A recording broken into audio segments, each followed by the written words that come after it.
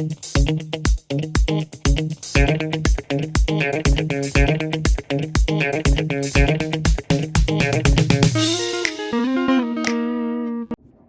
there, it's me again.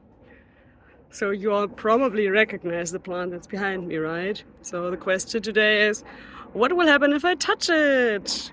Although that one is too easy, right? So let's look at another question that might be a little bit more interesting.